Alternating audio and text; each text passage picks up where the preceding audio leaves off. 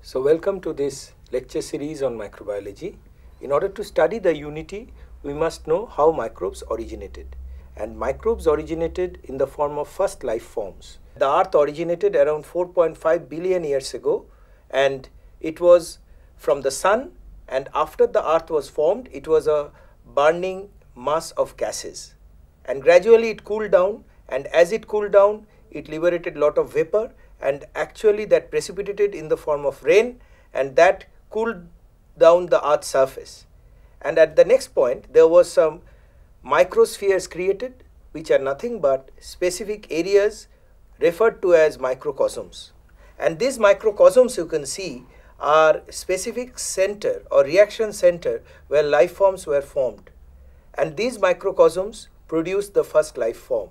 And these life forms were in the form of a particular nucleic acid or the unit of life surrounded by cytoplasm and bound by a definite membrane. And the theory that explained this origin from inorganic life form to organic life form is known as abiogenesis. And after the first life form was created, from there they produced the complex life forms. This is called biogenesis. The origin of first life form is by the theory of abiogenesis. And this abiogenesis can be explained by the famous experiment by Urey and Miller. And as you can see in this slide, that there was a discharge tube where there was a mixture of methane, ammonia, water and hydrogen, and electric discharge was given with the help of two electrodes, and because of this electric discharge, it created a complex jelly-like mass of protein. And this protein was considered to be the first form of life. The theory of biogenesis, which was actually proposed by Louis Pasteur, it stated that the first life form was a life, and then from this life form the other forms were created. It definitely doesn't explain how that first life was created. A particular cell is having a definite nucleus and there is a membrane. So this structural feature is present in all life form, and definitely these life forms are not visible to naked eye. Microbiology is considering all these microbes whose size is not more than 100 micron. What is 1 micron? It is 1000 part of 1 millimeter. So you can very well imagine that a particular bacterial cell which is even smaller than 100 micron is having different structure where there is a membrane or there is a cell wall and there is a cytoplasm and all different organelles present within. They are in the order of even smaller than micron, that is angstrom or nanometer, which are smaller units. The microbes or the microbial forms, they all have a definite structure, and that structure is there is a outer membrane or an outer wall with a cytoplasm inside. There is a nucleus, there are different organelles, and this pattern is true for majority of the microbes. And when we come to the two major types of cell, we have two types. One is the eukaryotic cell and the other one is the prokaryotic cell. As you can see in this slide, this is a typical example of a eukaryotic cell where there will be a cytoplasm and at the same time there will be nucleus, and what is important, there will be large number of membrane bound organelles present, and each of these membrane bound organelles being smaller than the nucleus, they are not really visible even under the microscope, but yet they play a very important role. Like say for example, a chloroplastid will help in photosynthesis, a mitochondria will help in respiration, an endoplasmic reticulum will bring about the compartmentation within the cell, but definitely these structures are not always present in a prokaryotic cell. This prokaryotic cell is a simple bacterial cell or a cyanobacterial cell where first of all you can see there is no discrete nucleus. The genetic material is dispersed all along the cell and it is represented by the nucleic acid. But definitely there will be cell wall, there will be other different structures present as cytoplasmic projection. And these projections normally they are in the form of pili, in the form of flagella, in the form of fimbriae, and at the same time there is no discrete membrane bound mesosome is present, there is no distinct membrane bound mitochondria. because mitochondria is absent, there must be some other organelle which will carry out respiration. So its place is taken by mesosome. So can you please explain about the difference between flagella and pili? Yeah, you have to look at this particular figure. You can see that these smaller projections are pili and this big projection is flagella. So a flagella usually is much longer and a pili a smaller projection. A flagella will help in locomotion, but a pili will help in attachment. And particularly, this attachment will be required when the bacterial cell is reproducing, that is sexual reproduction of the bacterial cell. And another important structural feature is there. Flagella is formed of a protein called flagellin, whereas pili is formed of protein called pilin. Okay, so you have understood the difference between a prokaryotic cell and a eukaryotic cell.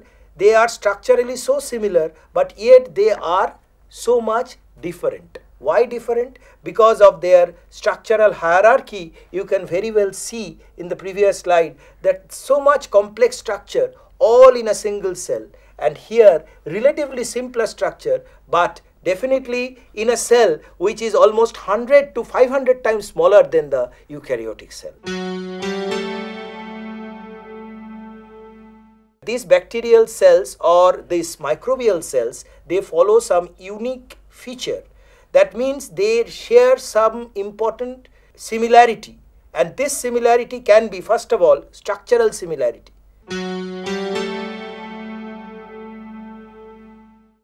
Any microbe, they do have this membrane or a wall outside. They do have the locomotory organelle in the form of flagella. They do have pili or other projection. There will be nucleic acid.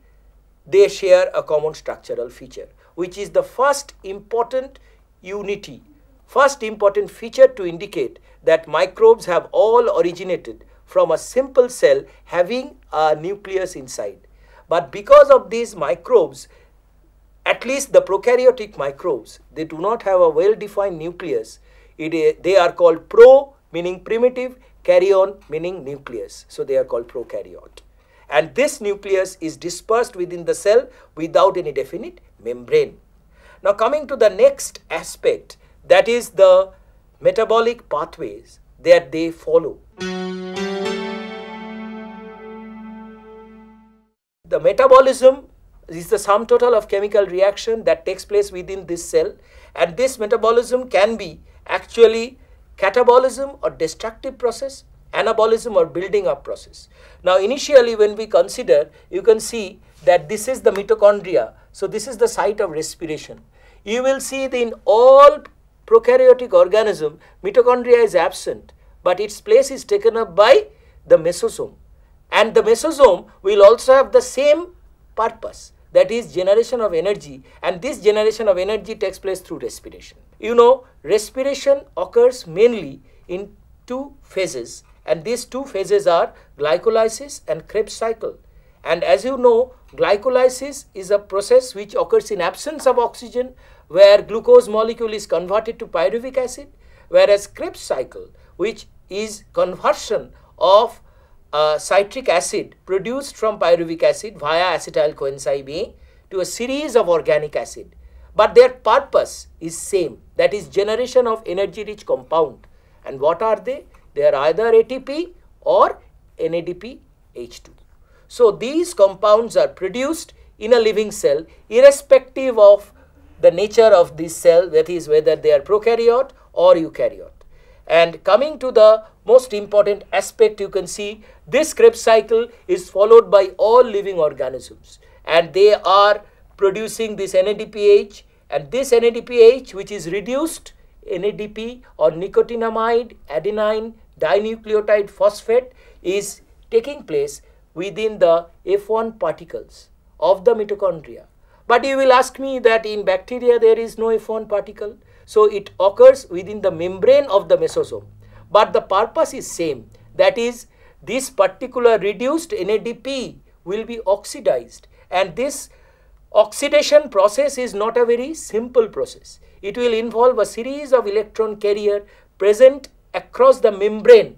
And these electron carriers are mainly divided into at least 4 different complexes. What are they? The NADP complex, the coenzyme Q complex, the FES complex, and the cytochrome A3 or A complex.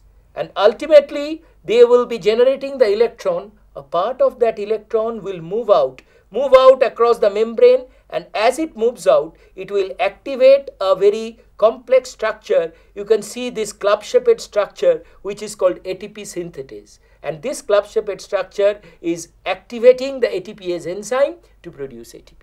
So now you know that whether it is mesosome or whether it is mitochondria, their function is same, and that is energy generation in the form of ATP molecules.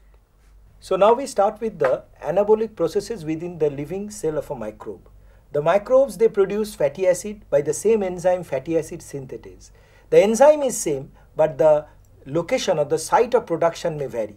In the same way, the microbes may produce polypeptide with the help of ribosome and with the same set of processes like the transcription and translation. So this particular anabolic processes will actually result in the increase in the volume of the microbial cell. Now coming to the code of life, which is the nucleic acid. From virus to all other microbes, they have the same pattern of genetic code, that is the arrangement of the nitrogen bases, and that is why the virus may be surviving on other microbial life like bacteriophage surviving on bacteria. In this way, we can see that there is a circular plasmid present in a bacterial cell, and this plasmid can actually be transferred during the process of conjugation from one bacteria to the other, resulting in the modification of that particular bacteria. And this particular transfer is known as horizontal gene transfer. There may be some transmission where there will be one group of organism transmitting a particular gene product to higher organism. And this gene product, as you can see in a paramecium cell shown here, is through the production of kappa particle originally from a bacterial cell. This kappa particle is originating in the paramecium, and after it has been accepted in the cytoplasm, it is transferred via the cytoplasm.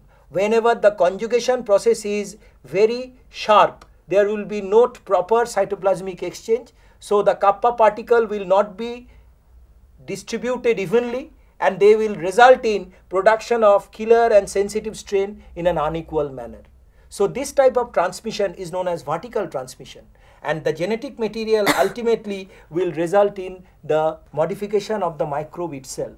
As you can see in this particular phylogenetic tree, there is a single bacteria which is Pseudomonas, but because of this variation, they have created innumerable number of strain and species. And this is how one particular microbe originate as a single piece of microbe, but gradually it modifies and it will produce new species.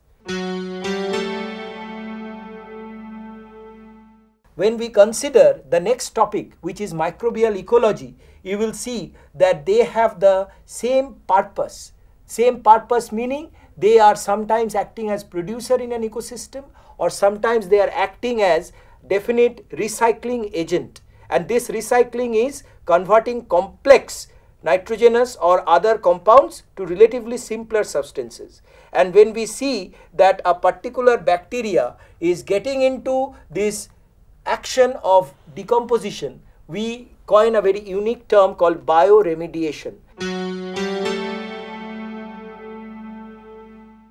Bioremediation is conversion of some complex polluting substance to relatively simpler substances, like heavy metals are removed from nature, or like complex oil is degraded to relatively simpler hydrocarbon. And these microbes, when they perform this type of bioremedial activity, they will get into a different sort of cooperation. And this cooperation or interaction within microbes can be classified as positive and negative interaction. Positive interaction meaning when they are participating towards the benefit of each other. Like say for example, the algae and fungi together will remain in the lichen in the association called mutualism. And this type of association we normally find in protocooperation, that is the rhizosphere organism.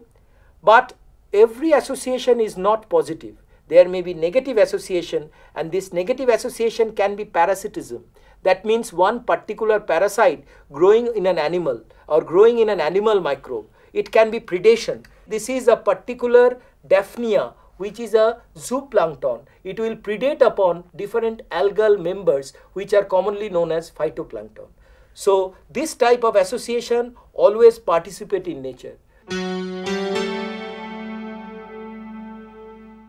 Between the same organism, always there is some sort of signaling, and this signaling takes place in microbe, and this signaling is called commonly the quorum sensing. Like you see in our dental plaque, there may be different bacteria colonizing and actually communicating with each other through chemical signals. So that also definitely indicate that microbes may be of various types, but they do exchange chemical signals between themselves.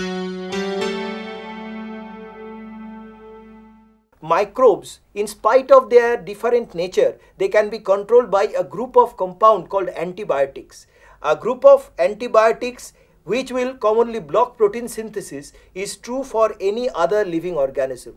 That means, say for example, all gram-negative bacteria may be treated by a single antibiotic, or there may be a group of vaccine created against a particular pox virus. So this is how we say the vaccine or antibiotics, they may be chemically different, but they all are used against specific group of bacteria or group of viruses.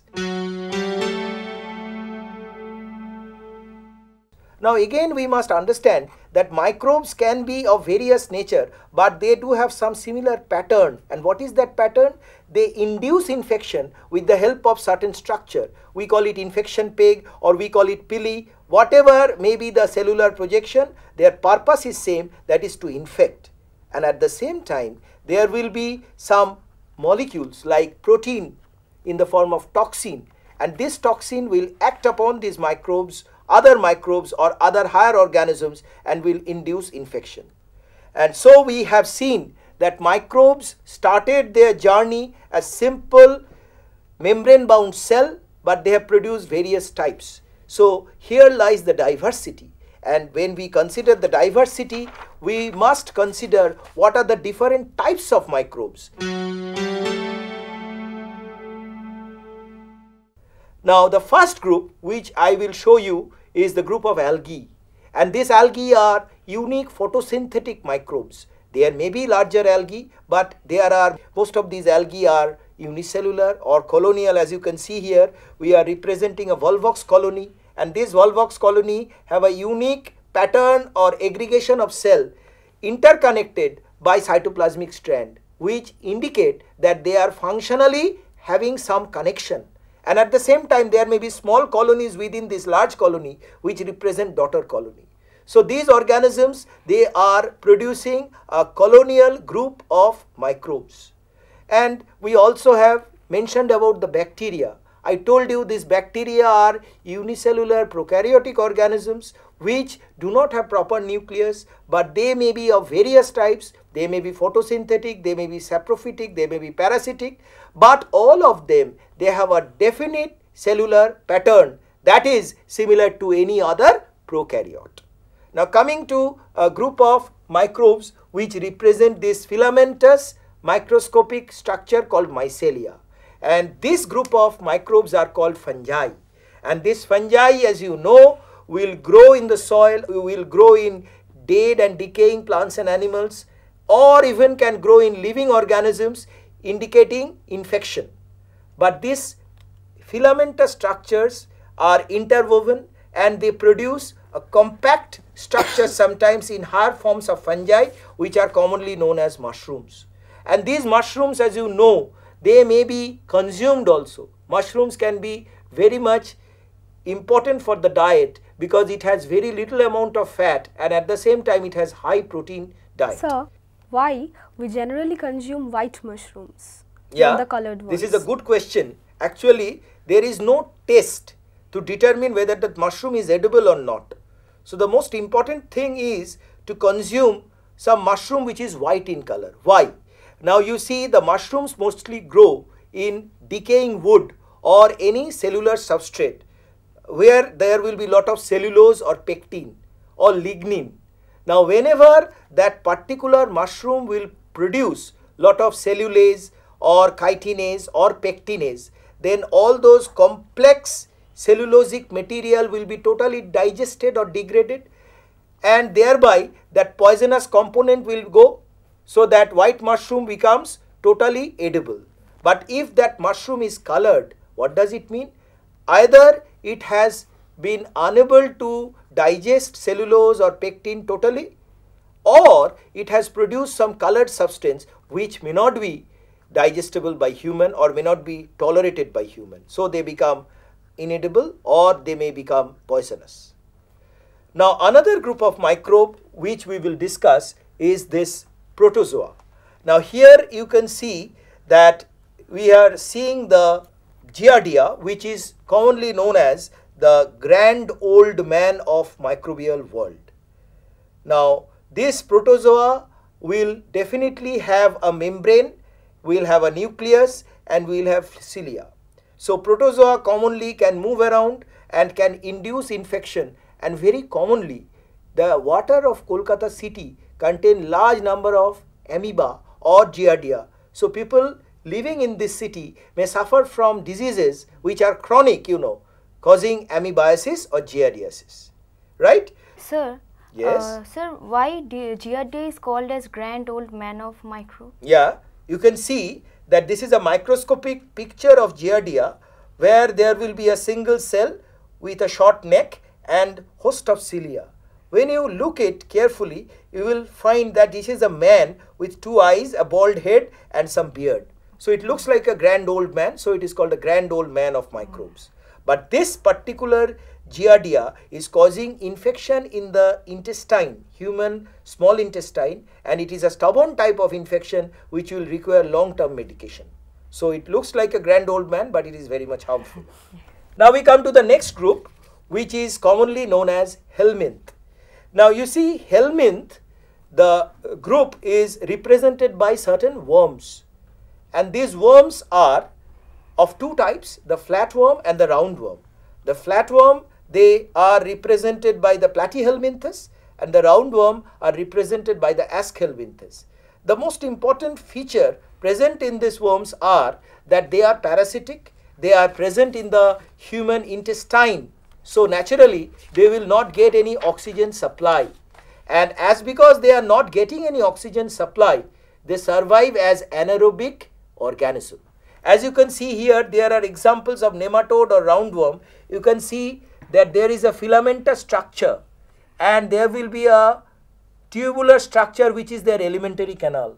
So on one side there will be the mouth, on the other side there will be the reproductive pore. But definitely these microbes are sometimes very large. You can see the roundworm, which is commonly called the ascaris, it can be visible to the naked eye, but there may be very small microfilaria causing the infection of filariasis is not visible to the naked eye, and they are transmitted by some mosquito. You know that mosquito is Culex fatigans, which result in the spreading of this disease of filariasis.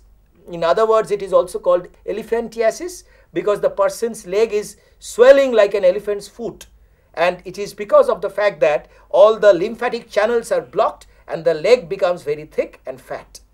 Okay, so these are the different helminth forms, and these infections are treated by the anthelmintic treatment or any compound that kill this particular infection.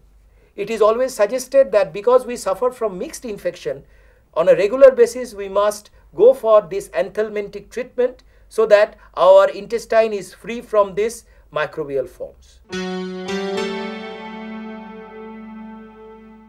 We come to the last important form of microbe, which is in the form of these viruses. Now viruses are not true cellular organisms.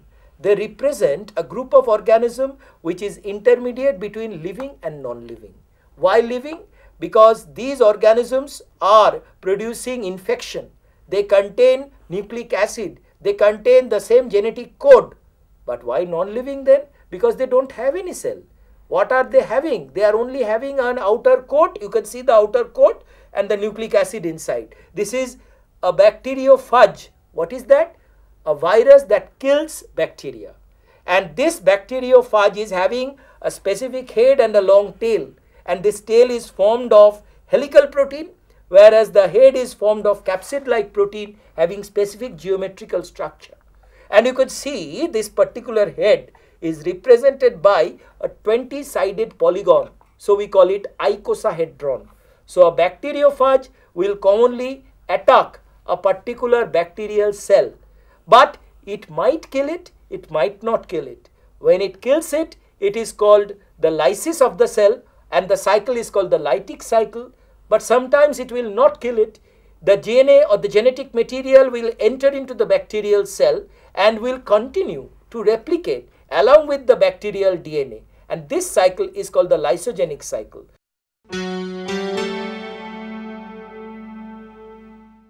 The last important aspect that we are going to consider is the way we name them, that is nomenclature of microbe.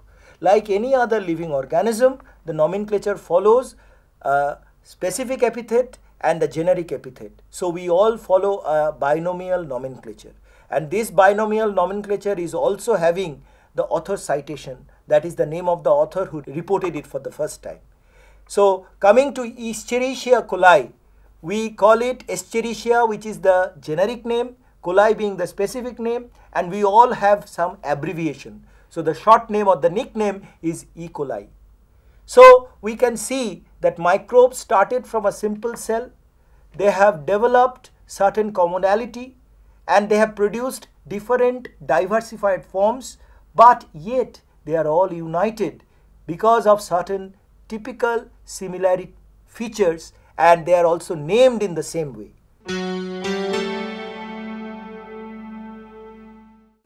So students, we conclude this opening lecture, and what we have actually learned today, we have learned how microbes have originated in this world and how they have developed into structural complexity, yet how they are similar with respect to their cell structure, with respect to their genetic code, with respect to their exchange of genetic fragments, and of course with the respect of their infectability, interaction and control mechanism.